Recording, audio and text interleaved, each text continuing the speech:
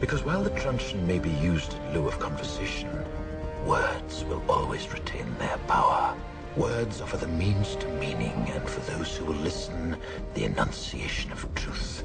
And the truth is, there is something terribly wrong with this country, isn't there?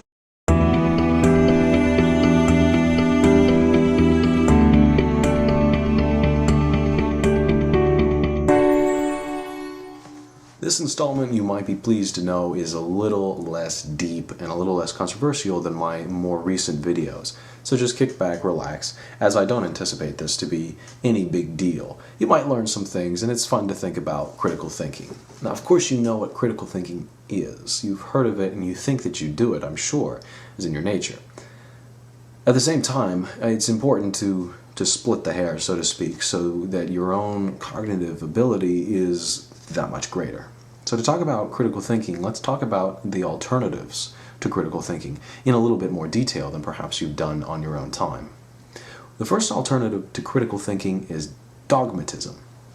And dogmatism is making a claim that is based on information that you hold to be absolutely infallible.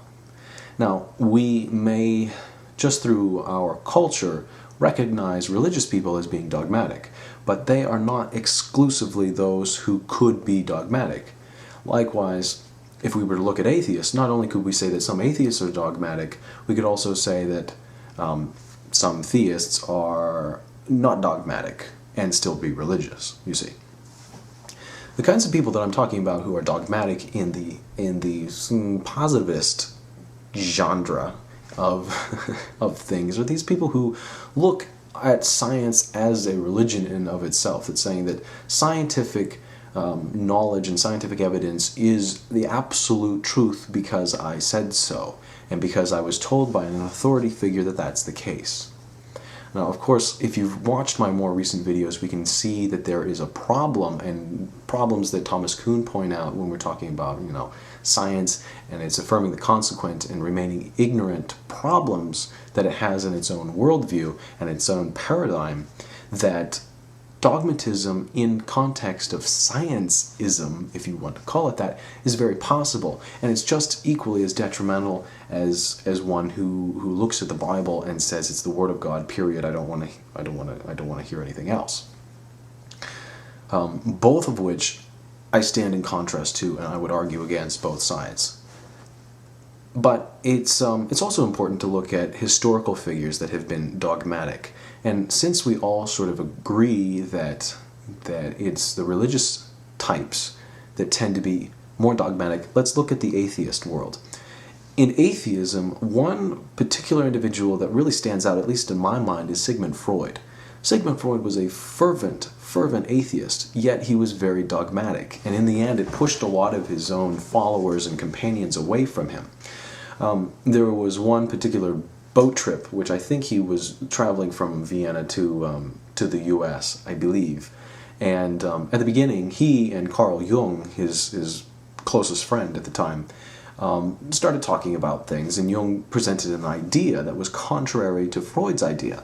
Well, to make a long story short, by the time they arrived in the New World, so to speak, they weren't speaking with each other. And that basically is the story of Freud. He was incredibly dogmatic, but a very fervent atheist.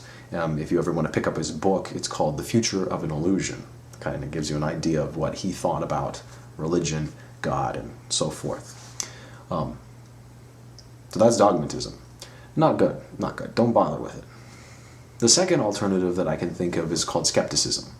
This isn't skepticism in the sense that you might know it. We all can see that a healthy dose of skepticism is a good thing, especially in terms of science and its claims, for reasons not only that I've pointed out in the past, but for points that other people will point out and have pointed out when we're dealing with the scientific method and the subtleties that can lead one astray. Now, skepticism that I'm talking about here is, I suppose you can qualify it with an adjective, saying that they are radical skepticists. These are the people that believe that there is no such thing as truth. That seems to be a very comfortable standpoint, and it gets you out of a lot of trouble, at least on face value. And that essentially was the base to the rise of the existentialist movement that I mentioned in an earlier video.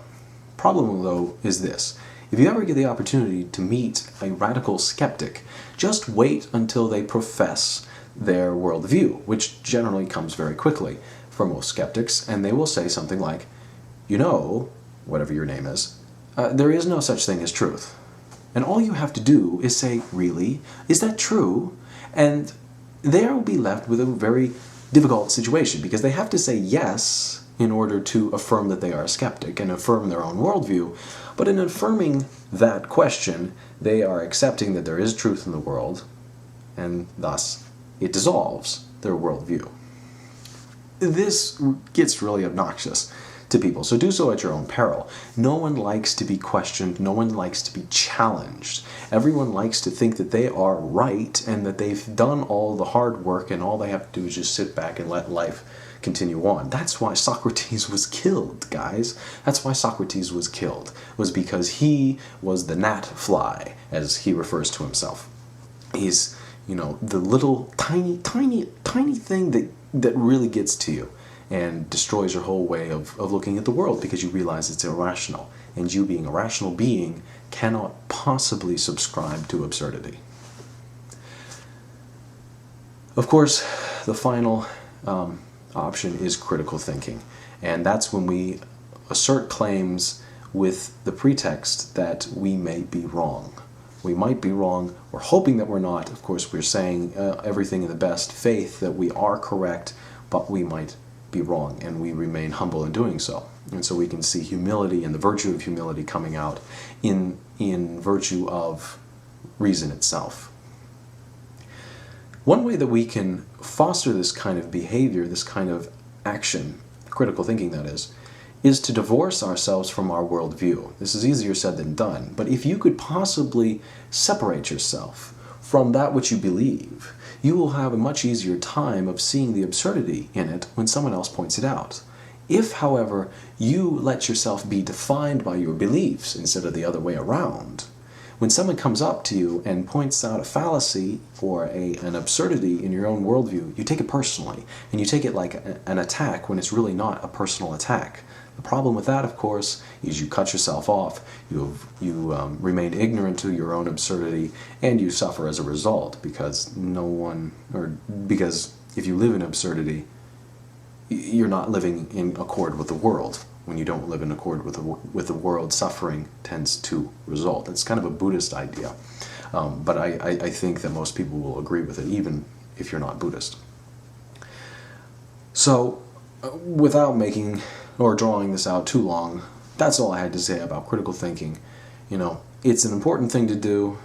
Say hi to all the skeptics and dogmatists for me next time you see them. And remember to divorce yourself from your own worldview. It's a very healthy thing to do, and it's a very mature thing to do, because you'll be able to switch your worldview as reason dictates. That's your nature. You are a rational human being. It is your gift from whatever it is that created all of us, and use it wisely, because it'll treat you right.